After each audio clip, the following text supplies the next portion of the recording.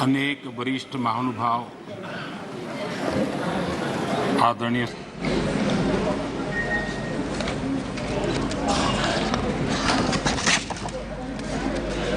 करीब सभी के विचार मुझ तक विस्तार से पहुंचे भी हैं।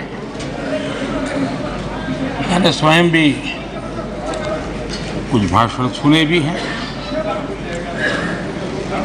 आदरणीय अध्यक्ष जी, देश की जनता ने हमारी सरकार के प्रति बार बार जो विश्वास जताया है, मैं आज देश के कोटि कोटि नागरिकों का आभार व्यक्त करने के लिए उपस्थित हुआ हूं।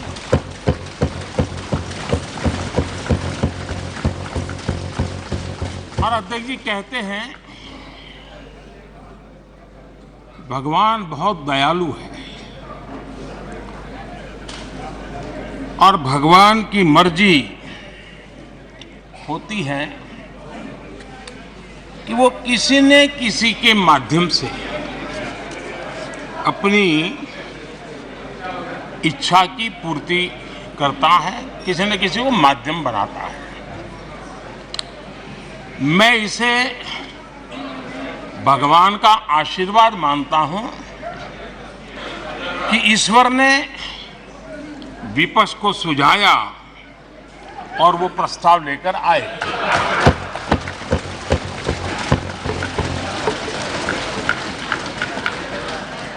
दो 2018 में भी ये ईश्वर का ही आदेश था, जब विपक्ष के मेरे साथी अविश्वास प्रस्ताव लेकर के आए थे। उस समय भी मैंने कहा था कि अविश्वास प्रस्ताव हमारी सरकार का फ्लोर टेस्ट नहीं है। मैंने उस दिन कहा था, बल्कि ये उन्हीं का फ्लोर टेस्ट है। ये मैंने उस दिन भी कहा और हुआ भी वही। जब मतदान हुआ तो विपक्ष के पास जितने वोट थे उतने वोट भी वो जमा नहीं कर पाए थे।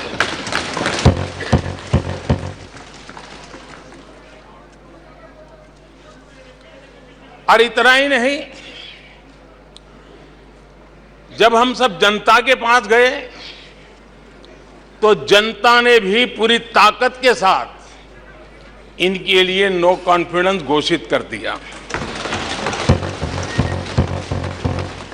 और चुनाव में एनडीए को भी ज्यादा सीटें मिली और भाजपा को भी ज्यादा सीटें मिली। यानी एक तरह से विपक्ष का अविश्वास प्रस्ताव हमारे लिए शुभ होता है।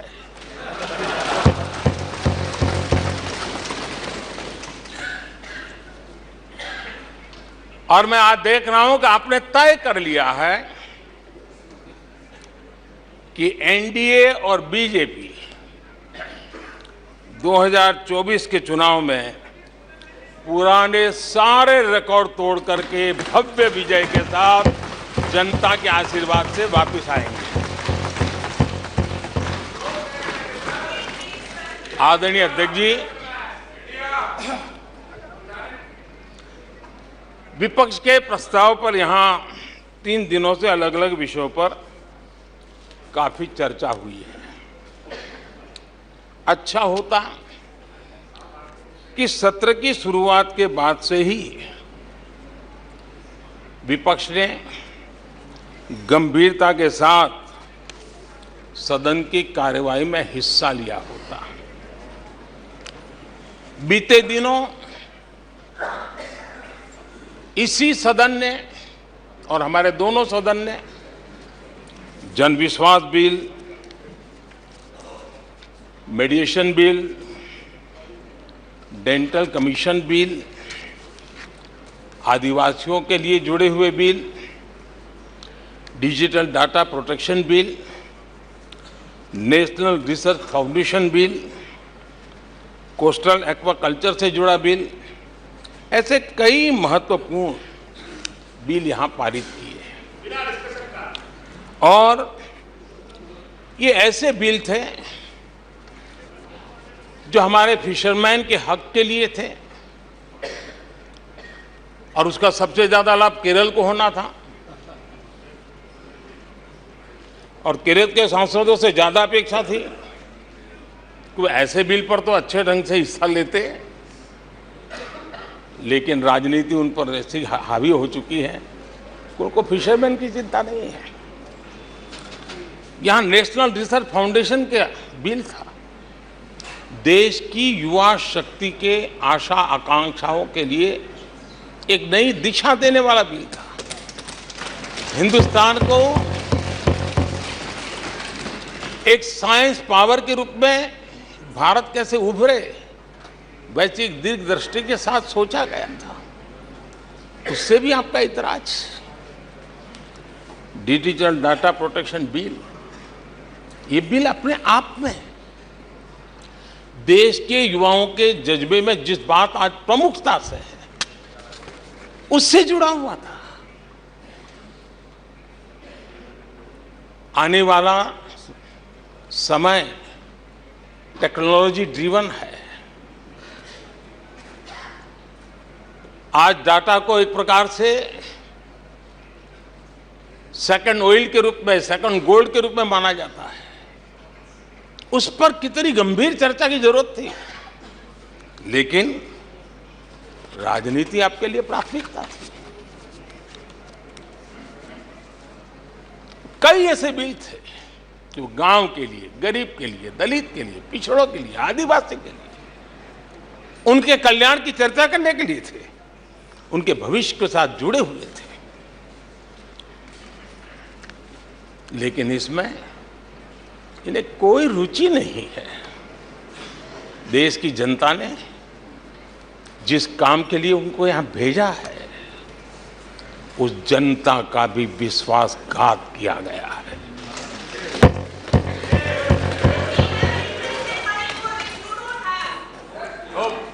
विपक्ष के कुछ दलों के लिए उनके आचरण से, उनके व्यवहार से उन्होंने सिद्ध कर दिया है कि देश से ज्यादा उनके लिए दल है, देश से बड़ा दल है, देश से पहले प्राथमिकता दल है। मैं समझता हूं आपको गरीब के भूख की चिंता नहीं है, सत्ता की भूख, यही आपके दिमाग पे सवार है। आपको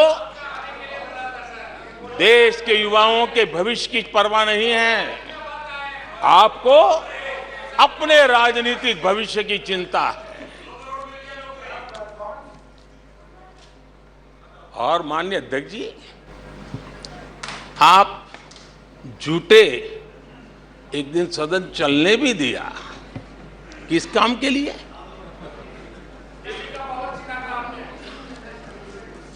आप झूठे तो अविश्वास प्रस्ताव पर झूठे, और अपने कट्टर भ्रष्ट साथी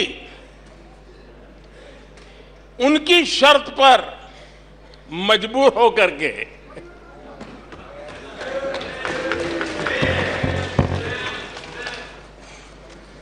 और इस अविश्वास पर प्रस्ताव पर भी आपने कैसी चर्चा की?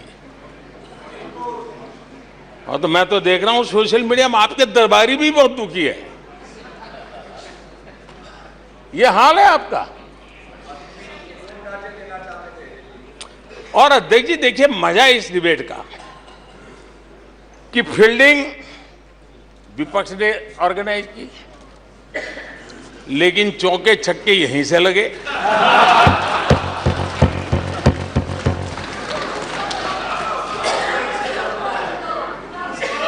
और विपक्ष नो कॉन्फिडेंस मोशन पे नो बॉल नो बॉल पर ही करता आगे चलता जा रहा है।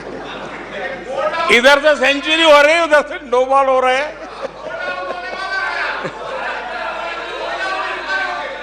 अध्यक्ष जी, मैं हमारे विपक्ष के साथियों से यही कहूंगा कि आप तैयारी करके क्यों नहीं आते जी? थोड़ी मेहनत कीजिए।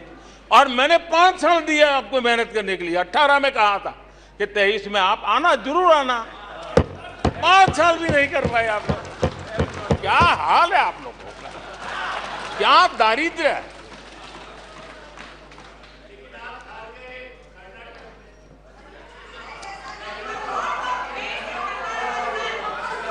आदरणीय अध्यक्ष जी,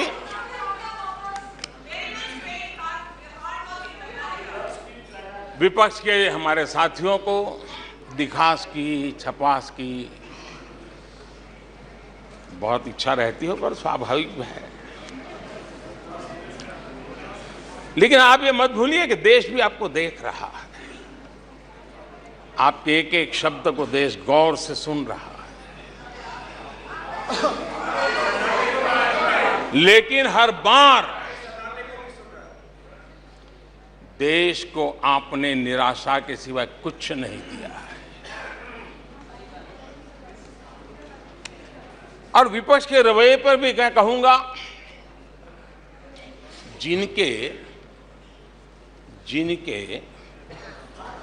खुद के बही खाते बिगड़े हुए हैं, जिनके बही खाते खुद के बिगड़े हुए हैं, वो भी हमसे हमारा हिसाब लिए फिरते हैं। माननीय अध्यक्ष जी, इस अविश्वास प्रस्ताव में कुछ चीजें तो ऐसी विचित्र नजर आई जो न पहले कभी सुना है, न देखा है, न कभी कल्पना की है। सबसे बड़े विपक्षी दल के नेता को बोलने की सूची में नाम ही नहीं था। और पिछले उदाहरण देखिए आप। 1999 में वाजपेयी सरकार के खिलाफ अविश्वास प्रस्ताव आया। शरद पवार साहब उस समय नेतृत्व कर रहे थे। उन्होंने डिबेट का नेतृत्व किया। 2003 में अटल जी की सरकार थी। सोनिया जी विपक्ष की नेता थी। उन्होंने लीड ली। उन्होंने विस्तार से अविश्वास प्रस्ताव रखा। 2018 में खड़गे जी थे विपक्ष के नेता। उन्होंने प्रोमिनेंटली विषय को आगे बढ़ाया। लेकिन इस बार अधीर बाबू को क्या हाल हो गया। उनकी पार्टी ने उन्हें बोलने का मौका नहीं दिया। ये तो कल अमित भाई ने बहुत जिम्मेवारी के साथ कहा कि भाई अच्छा नहीं लग रहा है, और आपकी उदारता थी कि उनका समय समाप्त हो गया था तो भी आपने उनको आज मौका दिया। लेकिन गुड़ का गोबर कैसे करना, उसमें ये माहिर है।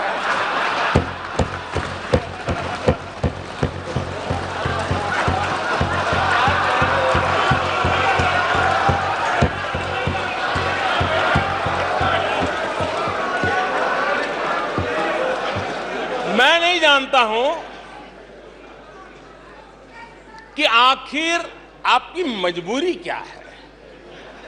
क्यों अधीर बाबू को दरकिनारे कर दिया गया? पता नहीं, कलकत्ता से कोई फोन आया हो।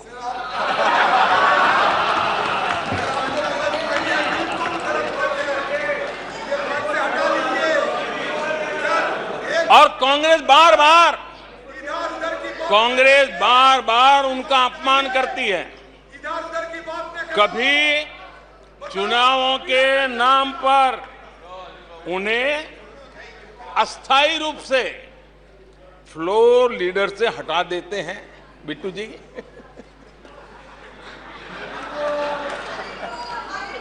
हम अधीर बाबू के प्रति अपनी पूरी संवेदना व्यक्त करते हैं।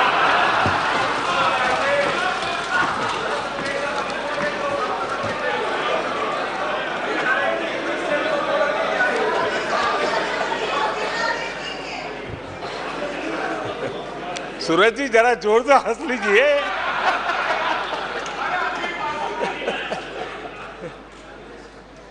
आदरणीय अध्यक्ष जी, किसी भी देश के जीवन में, इतिहास में एक समय ऐसा आता है जब वो पुरानी बंदिशों को तोड़ करके एक नई ऊर्जा के साथ, नए उमंग के साथ, नए सपनों के साथ, नए संकल्प के साथ आगे बढ़ने के लिए कदम उठा लेता है। 21वीं सदी का ये कालखंड, और मैं बड़ी गंभीरता से इस पवित्र लोकतंत्र के मंदिर में बोल रहा हूं और लंबे अनुभव के बाद बोल रहा हूं कि ये कालखंड, सदी का ये वो कालखंड है जो भारत के लिए हर सपने सिद्ध करने का अवसर हमारे चरण में। और हम सब ऐसे टाइम पीरियड में हैं, चाहे हम हैं, चाहे आप हैं, देश के कोटि कोटि जन है, ये टाइम पीरियड बहुत अहम है, बड़ा महत्वपूर्ण है बदलते हुए विश्व में।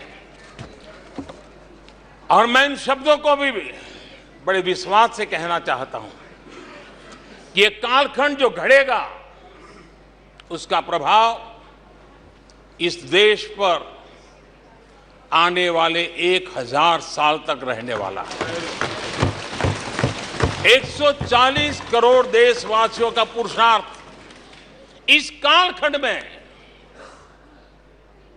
अपने पराक्रम से, अपने पुरुषार्थ से, अपनी शक्ति से, अपने सामर्थ्य से जो करेगा वो आने वाले 1000 साल की मजबूत नींव रखने वाला है। और इसलिए इस कालखंड में हम सबका बहुत बड़ा दायित्व है, बहुत बड़ी जिम्मेवारी है हमारी। और ऐसे समय हम सबका एक ही फोकस होना चाहिए, देश का विकास, देश के लोगों के सपनों को पूरा करने का संकल्प, और उस संकल्प को सिद्धि तक ले जाने के लिए जी जान से जुट जाना, यही समय की मांग है। 140 करोड़ देशवासी, इन भारतीय समुदाय की सामूहिक ताकत हमें उस ऊंचाई पर पहुंचा सकती है। हमारे देश की युवा पीढ़ी का सामर्थ्य, आज विश्व ने उनका लोहा माना हुआ है, हम उन पे भरोसा करें। ये हमारी युवा पीढ़ी भी जो सपने देख रही हैं, वो सपनों को संकल्प के साथ सिद्धि तक पहुंचाने का सामर्थ्य रखती हैं। और इसलिए माननीय अध्यक्ष जी, 2014 में 30 साल के बाद देश की जनता ने पूर्ण बहुमत की सरकार बनाई और 2019 में भी उस ट्रैक रिकॉर्ड को देख करके उनके सपनों को संजोने का सामर्थ्य कहां है, उनके संकल्पों को सिद्ध करने की ताकत कहां पड़ी है, वो देश भली भांति पहचान गया। और इसीलिए 2019 में फिर एक बार हम सबको सेवा करने का मौका दिया और अधिक मजबूती के साथ दिया। आदरणीय अध्यक्ष जी, इस सदन में बैठे हुए प्रत्येक व्यक्ति की जिम्मेदारी है कि वो भारत के युवाओं के सपनों को, उनकी महत्वाकांक्षाओं को, उनकी आशा अपेक्षा के मुताबिक वो जो काम करना चाहता है उसके लिए हम अवसर दें। सरकार में रहते हुए हमने भी इस दायित्व को निभाने का भरपूर प्रयास किया है। हमने भारत के युवाओं को घोटालों से रहित सरकार दी है।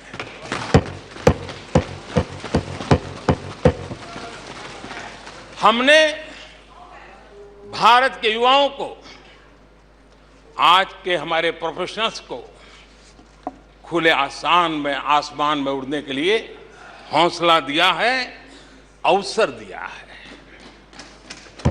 हमने दुनिया में भारत की बिगड़ी हुई साख उसको भी संभाला है और उसे फिर एक बार नई ऊंचाइयों पर ले गए हैं। अभी भी कुछ लोग कोशिश कर रहे हैं कि दुनिया में हमारी साख को दाग लग जाए, लेकिन दुनिया अब देश को जान चुकी है। दुनिया के भविष्य में भारत किस प्रकार से योगदान दे सकता है, ये विश्व का विश्वास बढ़ता चला जा रहा है। और इस दौरान हमारे विपक्ष के साथियों ने क्या किया? जब इतनी सानुकूल वातावरण, चारों तरफ संभावनाएं ही संभावनाएं, इन्होंने अविश्वास के प्रस्ताव की आड़ में जनता के आत्मविश्वास को तोड़ने की विफल कोशिश की है। आज भारत के युवा रिकॉर्ड संख्या में नए स्टार्टअप लेकर के दुनिया को चकित कर रहे हैं। आज भारत में रिकॉर्ड विदेशी निवेश आ रहा है। आज भारत का एक्सपोर्ट नई बुलंदी को छू रहा है। आज भारत की कोई भी अच्छी बात ये सुन नहीं सकते। यही उनकी अवस्था है। आज गरीब के दिल में अपने सपने पूरा करने का भरोसा पैदा हुआ है। आज देश में गरीबी तेजी से घट रही है। नीति आयोग के रिपोर्ट के अनुसार पिछले 5 साल में 13.5 करोड़ लोग गरीबी से बाहर आए हैं। आदरणीय अध्यक्ष जी, आईएमएफ अपने एक वर्किंग पेपर में लिखता है कि भारत ने अति गरीबी को करीब करीब खत्म कर दिया है। आईएमएफ ने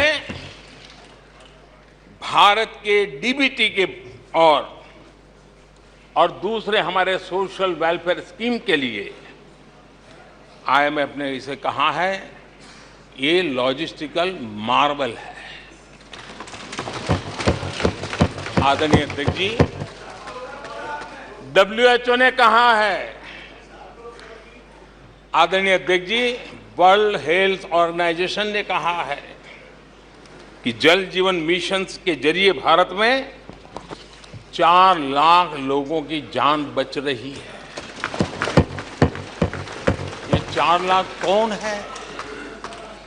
मेरे गरीब, पीड़ित, शोषित, वंचित परिवारों के मेरे स्वजन है। हमारे परिवार के निचले तबके में जिंदगी गुजारने के लिए जो मजबूर हुए, उनके जन हैं। ऐसे 4 लाख लोगों की जान बचने की बात WHO कह रहा है। माननीय अध्यक्ष जी, WHO स्वच्छ भारत अभियान का एनालिसिस करके के कहता है कि स्वच्छ भारत अभियान से 3 लाख लोगों को मरने से बचाया गया है।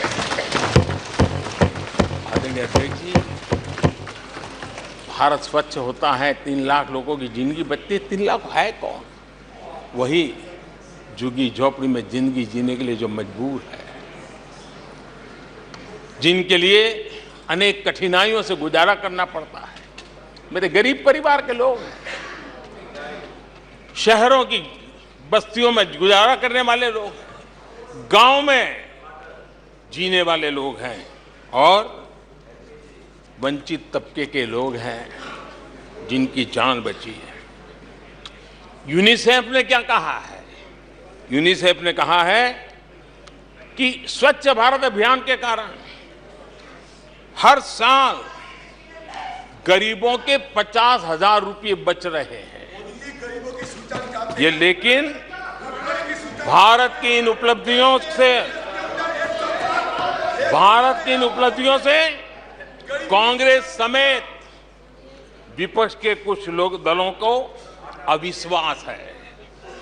जो सच्चाई दुनिया दूर से देख रही है, ये लोग यहां रहते हैं दिखती नहीं है।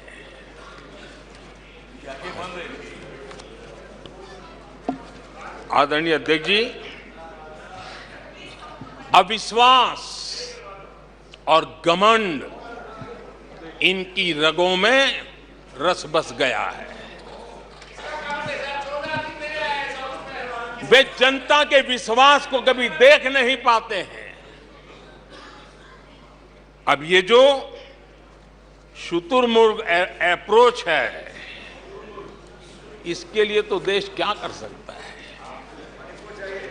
आदरणीय अध्यक्ष जी, जो पुरानी सोच वाले लोग रहते हैं, मैं उस सोच से सहमत नहीं हूं, लेकिन वो कहते हैं कि देखो भाई, जब कुछ शुभ होता है, कुछ मंगल होता है, घर में भी कोई अच्छा होता है, बच्चे भी कोई अच्छे कपड़े पहनता है, जरा साफ सुथरा होता है, तो काला टीका लगा देते हैं।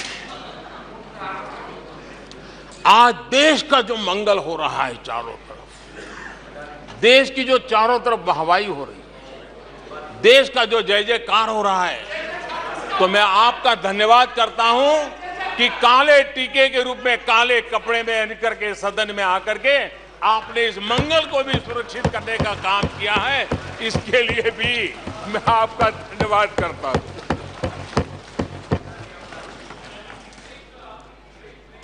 आदरणीय अध्यक्ष जी,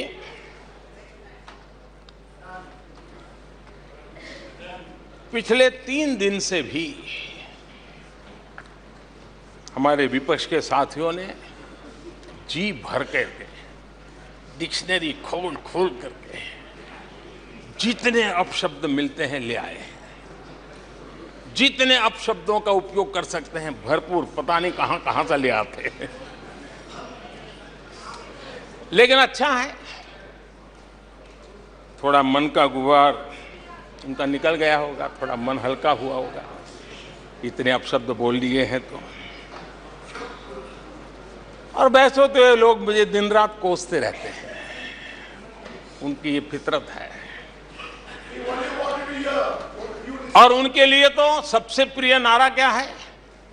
मोदी तेरी कब्र खुदेगी। मोदी तेरी कब्र खुदेगी।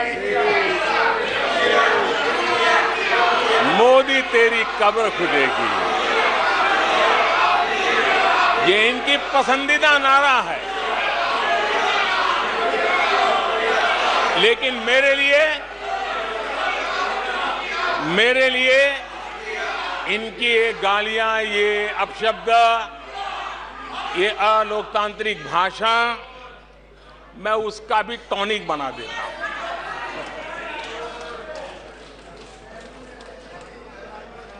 और ये ऐसा क्यों करते हैं और ये क्यों होता है?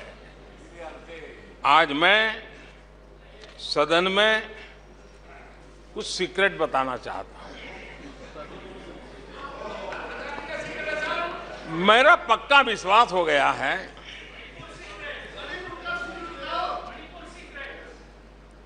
कि विपक्ष के लोगों को एक सीक्रेट वरदान मिला हुआ है। हाँ,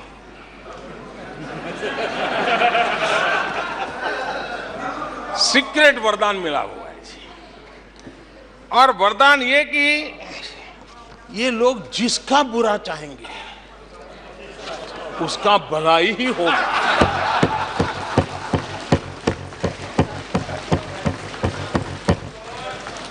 एक उदाहरण तो आप देखिए, मौजूद है। 20 साल हो गए, क्या कुछ नहीं हुआ, क्या कुछ नहीं किया गया, लेकिन भलाई होता गया। तो आपको बड़ा सीक्रेट वरदान है जी, और मैं 3 उदाहरण से ये सीक्रेट वरदान को सिद्ध कर सकता हूं जी। आपको ध्यान होगा कि इन लोगों ने कहा था बैंकिंग सेक्टर के लिए, बैंकिंग सेक्टर डूब जाएगा, बैंकिंग सेक्टर तबाह हो जाएगा, देश खत्म हो जाएगा, देश बर्बाद हो जाएगा, न जाने क्या क्या कहा था। और बड़े बड़े विद्वानों को विदेशों से ले आते थे, उनसे कहलवाते थे, ताकि उनकी बात कोई न माने तो शायद उनकी मान ले। हमारे बैंकों की सेहत को लेकर के भांति भांति की निराशा, अफवाह फैलाने का काम इन्होंने पुरजोश किया। और जब इन्होंने बुरा चाहा बैंकों का, तो हुआ क्या? हमारी public sector banks net profit 2 गुने से ज्यादा हो गया। इन लोगों ने फोन बैंकिंग घोटाले की बात, इसके कारण देश को एनपीए के गंभीर संकट में डुबो दिया था। बीते दिनों की बात हो रही है, लेकिन आज जो उन्होंने एनपीए का अंबर लगा के गए थे, उसको भी पार कर करके हम एक नई ताकत के साथ निकल चुके हैं। और आज सुबह निर्मला जी ने विस्तार से बताया है कि कितना प्रॉफिट हुआ है। दूसरा उदाहरण, हमारे डिफेंस के हेलीकॉप्टर बनाने वाली सरकारी कंपनी HAL, ये HAL को लेकर के कितनी भली बुरी बातें इन्होंने करी थी। क्या कुछ नहीं कहा गया था HAL के लिए, और इसका दुनिया पे बहुत नुकसान करने वाली भाषा का प्रयोग किया गया था। और HAL तबाह हो गया है, HAL खत्म हो गया है, भारत की डिफेंस इंडस्ट्री खत्म हो चुकी है।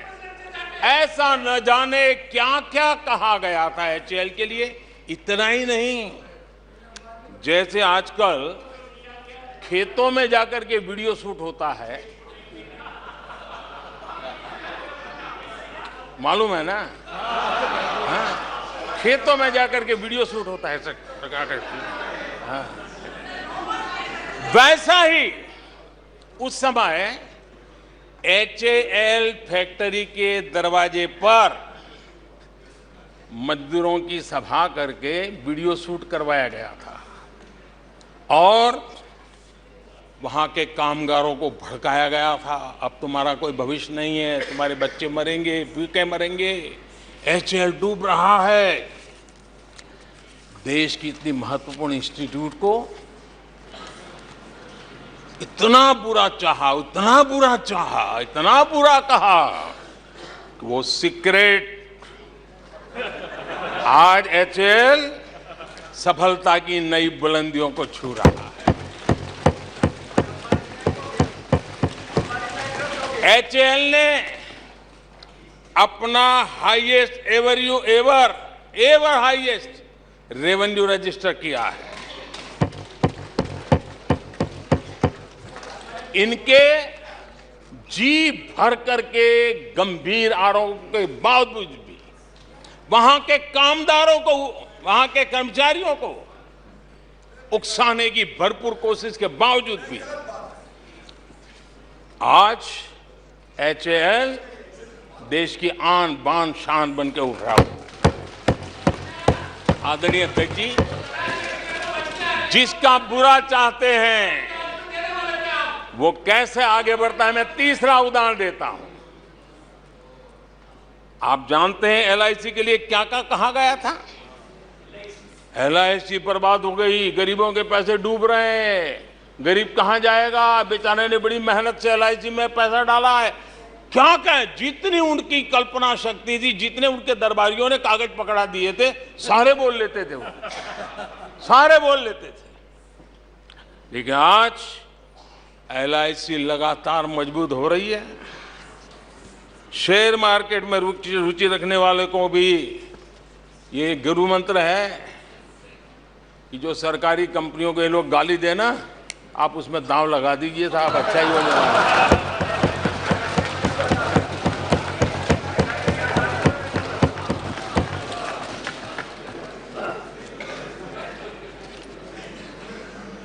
आदरणीय अध्यक्ष जी, ये लोग देश की जिन संस्थाओं की मृत्यु की घोषणा करते हैं, उन संस्थाओं का भाग्य चमक जाता है। और मुझे विश्वास है कि ये जैसे देश को कोसते हैं, लोकतंत्र को कोसते हैं, मेरा पक्का विश्वास है देश भी मजबूत होने वाला है, लोकतंत्र भी मजबूत होने वाला है, और हम तो होने ही वाले हैं। आदरणीय अध्यक्ष जी, ये वो लोग हैं जिन्हें देश के सामर्थ्य पर विश्वास नहीं। इन लोगों को देश के परिश्रम पर विश्वास नहीं है, देश के पराक्रम पर विश्वास नहीं है। कुछ दिन पहले मैंने कहा था कि हमारी सरकार के अगले टर्म में, तीसरे टर्म में, भारत दुनिया की तीसरी टॉप अर्थव्यवस्था बनेगा।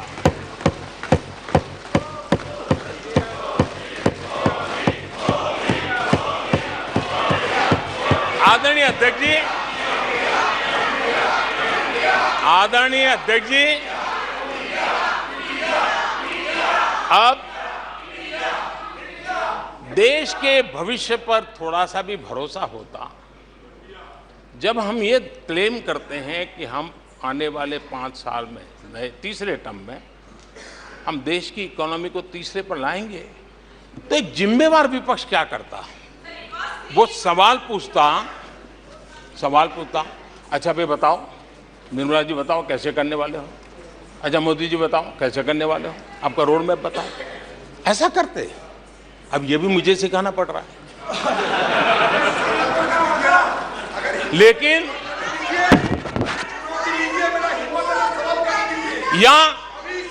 या वो कुछ सुझाव दे सकते थे, ये कुछ सुझाव दे सकते थे, या फिर कहते हम चुनाव में जनता के बीच जाकर के बताएंगे कि ये तीसरे की बात करते हैं, हम तो 1 नंबर पे लेके आएंगे, और ऐसे ऐसे लेके कुछ तो करते यार। लेकिन हमारे विपक्ष की त्रासदी ये है, और उनके राजनीतिक विमर्श पर गौर कीजिए।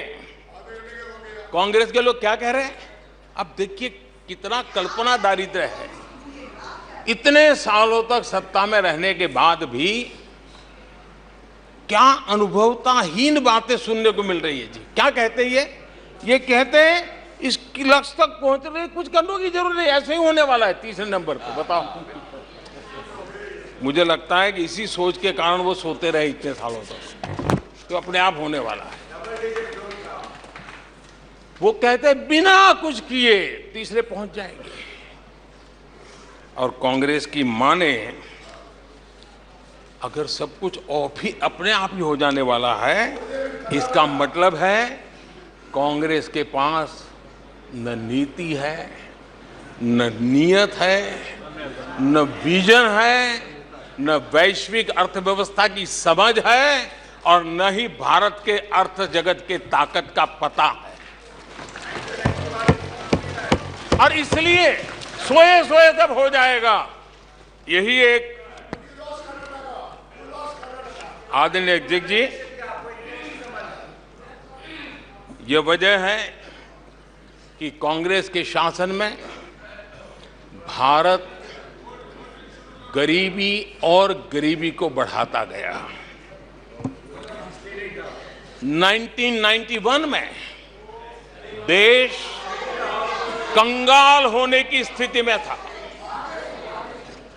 कांग्रेस के शासनकाल में अर्थव्यवस्था दुनिया के क्रम में 10, 11, 12 इसके बीच में झोले खाती थी, झूलती रही थी। लेकिन 2014 के बाद भारत ने टॉप 5 में अपनी जगह बना ली।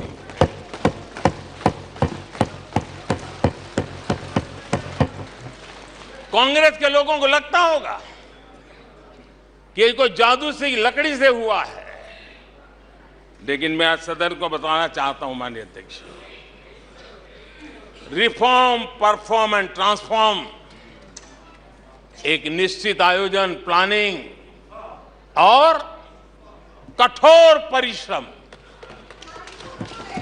परिश्रम की पराकाष्ठा, और इसी की वजह से आज देश इस मुकाम पर पहुंचा है। और ये प्लानिंग और परिश्रम की निरंतरता बनी रहेगी। आवश्यकता अनुसार उसमें नए रिफॉर्म होंगे और परफॉर्मेंस के लिए पूरी तरह ताकत को लगाया जाएगा, और परिणाम ये होगी कि हम तीसरे नंबर पर पहुंच के रहेंगे। आदरणीय अध्यक्ष जी, देश का विश्वास मैं शब्दों में भी प्रकट करना चाहता हूं, और देश का विश्वास है कि 2028 में आप जब अविश्वास प्रस्ताव लेके आएंगे, तब ये देश पहले 3 में होगा। ये देश का विश्वास है।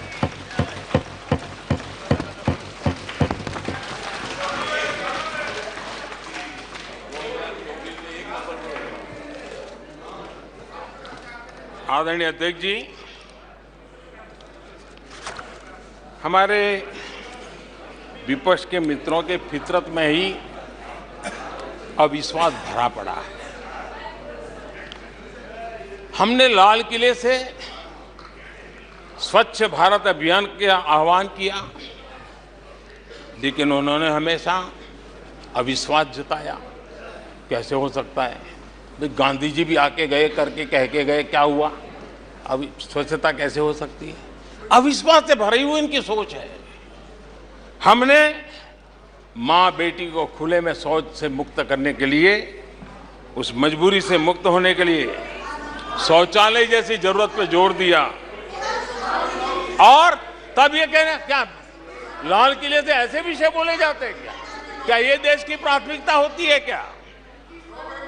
हमने जब जन धन खाते खोलने की बात की, तब भी यही बात निराशा की। क्या होता है जन धन खाता? उनके हाथ में पैसे कहां है? उनका जेब में क्या पड़ा है? क्या लेके आएंगे? क्या करेंगे? हमने योग की बात की, हमने आयुर्वेद की बात की, हमने उसको बढ़ावा देने की बात की, तो उसका भी मखौल उड़ाया गया। हमने स्टार्टअप इंडिया की चर्चा की, तो उन्होंने उसके लिए भी निराशा फैलाई। स्टार्टअप तो कुछ हो ही नहीं सकता है।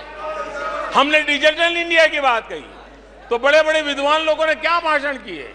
हिंदुस्तान के लोग तो अनपढ़ है, हिंदुस्तान के मोबाइल चलाना भी नहीं आता है, हिंदुस्तान के लोग कहां से डिजिटल करेंगे? आज डिजिटल इंडिया, देश आगे है। हमने मेक इन इंडिया की बात कही, जहां गए वहां मेक इन इंडिया का मजाक उड़ाया, जहां गए वहां मेक इन इंडिया का मजाक उड़ाया। आदरणीय अध्यक्ष जी,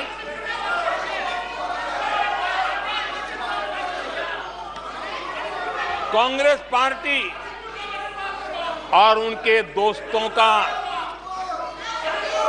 इतिहास रहा है कि उन्हें भारत पर, भारत के सामर्थ्य पर कभी भी भरोसा नहीं रहा है। भाषण पूरा नहीं हुआ, प्लीज। आदरणीय अध्यक्ष जी, हाँ। और ये विश्वास किस पर करते थे? मैं जरा आज सदन को याद दिलाना चाहता हूं। पाकिस्तान सीमा पर हमले करता था, हमारे यहां आए दिन आतंकवादी भेजा जाता था, और उसके बाद पाकिस्तान हाथ ऊपर करके मुकर जाता था, भाग जाता था, बोले हमारी तो कोई जिम्मेवारी नहीं है, कोई जिम्मा लेने को तैयार नहीं होता था। और इनका पाकिस्तान से ऐसा प्रेम था कि वो तुरंत पाकिस्तान की बातों पर विश्वास कर लेते थे। पाकिस्तान कहता था कि आतंकी हमले होते रहेंगे और बातचीत भी होती रहेगी। इन्हें यहां तक कहते भाई पाकिस्तान कह रहा है तो सही कहता होगा, ये इनकी सोच रही है। कश्मीर आतंकवाद की आग में दिन रात सुलग रहा था, जलता था, लेकिन कांग्रेस सरकार का काम कश्मीर के आम नागरिकों पर विश्वास नहीं था। वे विश्वास करते थे हुर्रियत पर, वे विश्वास करते थे अलगवादियों के पर, वे विश्वास उन लोगों पर करते थे जो पाकिस्तान का झंडा लेकर के चलते थे। भारत ने आतंकवाद पर सर्जिकल स्ट्राइक किया, भारत ने एयर स्ट्राइक किया। इनको भारत की सेना पर भरोसा नहीं था, उनको दुश्मन के दावों पर भरोसा था। ये इनकी प्रवृत्ति थी। अध्यक्ष महोदय, आज दुनिया में कोई भी भारत के लिए अपशब्द बोलता है तो इन्हें उस पर तुरंत विश्वास हो जाता है, तुरंत उसको कैच कर लेते हैं। ऐसा मैग्नेटिक पावर है कि भारत खिलाफ हर चीजें वो तुरंत पकड़ लेते हैं। जैसे कोई विदेशी एजेंसी कहती है कि भूखमरी का सामना कर रहा कई देश भारत से बेहतर है, ऐसा झूठी बात आएगी तो भी पकड़ लेते और हिंदुस्तान में प्रचार करना शुरू कर देते, प्रेस कॉन्फ्रेंस कर देते हैं। भारत को बदनाम करने में क्या मजा आता है। दुनिया में कोई भी ऐसी बेतुकी बातों को मिट्टी के ढेले जैसी जिसकी कीमत ना हो, ऐसी बातों को तवज्जो देना ये कांग्रेस की फितरत रही है, और तुरंत उसका भारत में एम्पलीफाई करना, प्रचार करना पूरी कोशिश में लग जाती है।